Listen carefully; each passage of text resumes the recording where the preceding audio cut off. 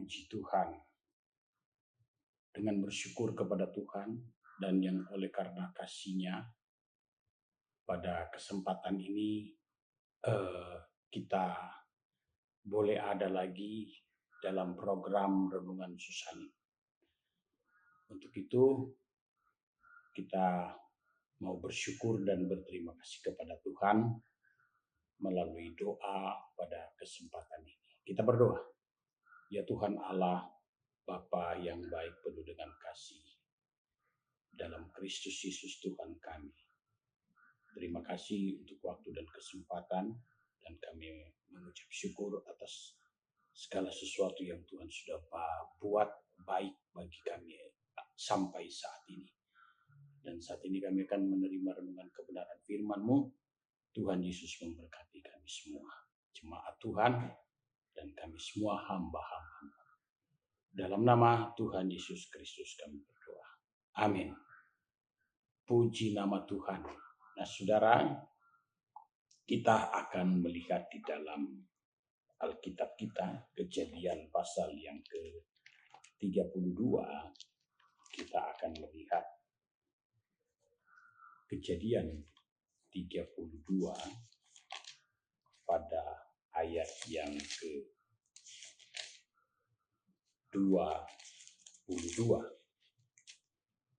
Ayat yang ke-22. Pada malam itu Yakub bangun dan ia membawa kedua istrinya, kedua budaknya perempuan dan ke-11 anaknya dan menyeberang di tempat penyeberangan Sungai Yabok. Sesudah ia menyeberangkan mereka, ia menyeberangkan juga segala miliknya. Lalu tinggallah Yakub seorang diri dan seorang laki-laki bergulat dengan dia sampai fajar menyingsing. Ketika orang itu melihat bahwa ia tidak dapat mengalahkannya, ia memukul sendi pangkal paha Yakub sehingga sendi pangkal paha itu terpelecok. Ketika ia bergulat dengan orang itu, lalu kata orang itu, biarkanlah aku pergi karena fajar telah menyingsing. Sahut Yakub, aku tidak akan membiarkan engkau pergi jika engkau tidak memberkati aku.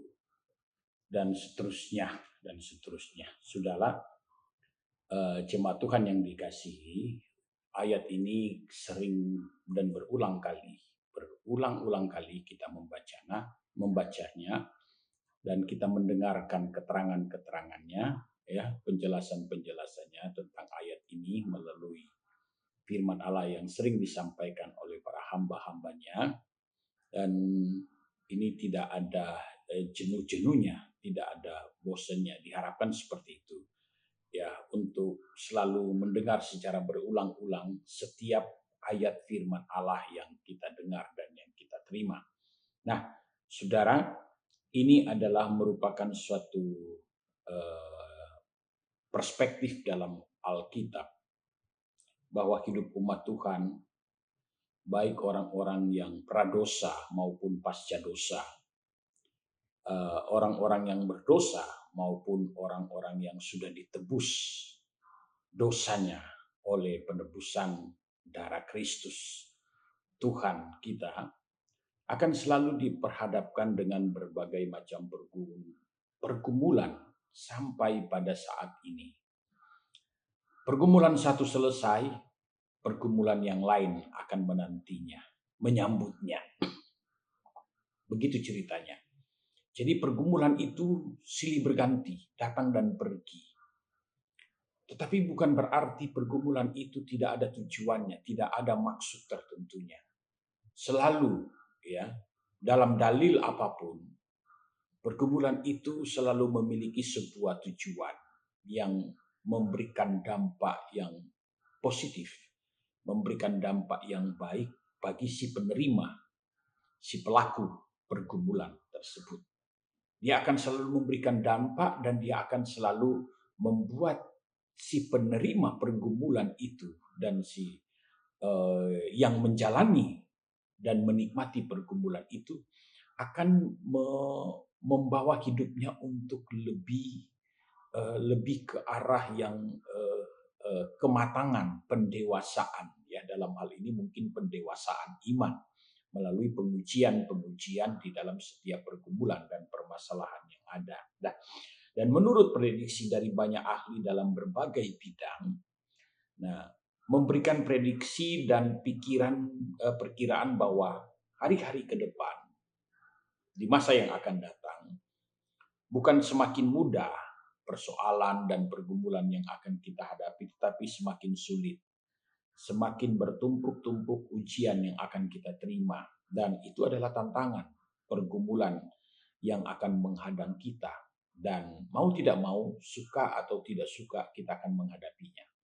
Nah, untuk itu, saudara, mari kita mempersiapkan diri kita, mempersiapkan mental kita, dan kekayaan intelektual secara rohani, ya, dalam setiap pembacaan firman Allah seperti pada saat ini.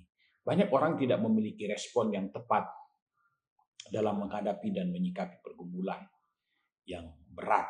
Nah, dan untuk itu, kalau kita melihat menurut survei karakter membuktikan bahwa ketika menghadapi tantangan dan pergumulan yang sangat berat, sebanyak 69% orang memiliki kecenderungan untuk takut, khawatir, bingung, dan sebagainya. Dia panik, lalu galau, dan sebagainya. Itu yang terjadi. Nah, untuk mengatasi hal ini, bagaimana caranya? Nah, kita sebagai orang-orang percaya, kita kembali kepada firman Allah. Back to Bible. Ya, kembali kepada firman Allah. Kita harus melihat banyak contoh-contoh yang dicontohkan dalam firman Allah seperti pembacaan kita pada saat ini. Kita lihat seberat apapun pergumulan yang dihadapi oleh Yakub, dan pada endingnya Yakub tidak mengizinkan, Yakub tidak membiarkan seorang laki-laki itu pergi sebelum dia memberkati Yakub. Setelah melewati berbagai macam pergumulan itu bergulat.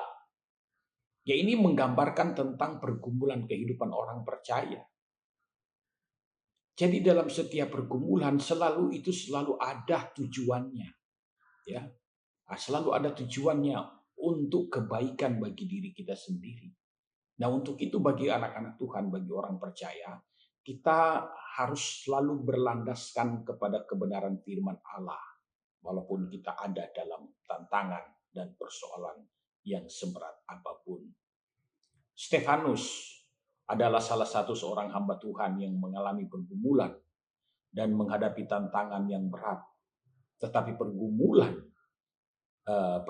dan tantangan yang berat yang dia hadapi tidak membuat Stefanus itu kemudian merasa kecil hati, kemudian dia merasa takut, bimbang, bingung, panik, atau galau. Justru Stefanus mengalami kemenangan atas tantangan dan pergumulan yang dihadapi dan yang dialaminya. Dia dilempari dengan batu sampai mati karena membela Injil, membela kebenaran. Itu tantangan yang sangat berat.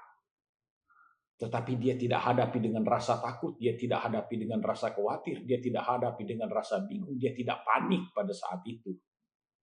Tapi Stefanus menghadapinya semua karena dia tahu ada pembela, ada sang pembela, ada Tuhan yang akan membelanya dan menerima hidup sepenuhnya di dalam kerajaan Allah. Nah, kita lihat ada beberapa rahasia yang bisa kita temukan dan jadikan pedoman di dalam kehidupan Stefanus yang mengalami sebuah tantangan yang berat, tantangan yang besar, pergumulan yang besar. Ya. Dan kemudian dari beberapa tokoh di dalam Alkitab, nah, memiliki keberanian yang secara alkitabiah. Itu dimiliki oleh Stefanus. Itu juga telah dimiliki oleh Yakub di dalam pergumulannya melawan seorang laki-laki itu tadi. Dia memiliki keberanian yang secara alkitabiah, keberanian. Kemudian keberanian Yusuf di rumah Potifar. Ya, kita lihat. Kenapa? Karena semua demi kebenaran, ya, demi kebenaran Allah itu sendiri. Ada keberanian yang dimiliki oleh Sadrak, Mesak, dan Abednego di Babel. Di dalam kitab Daniel 3:16 sampai 18. Daniel pasal 3 ayat 16 sampai 18. Keberanian Yusuf di rumah Potifar, Kejadian 39 ayat 7 sampai dengan ayat yang ke-12. Kemudian kita lihat lagi, ada keberanian Petrus dan Yohanes di hadapan pemimpin-pemimpin dan tua-tua Israel.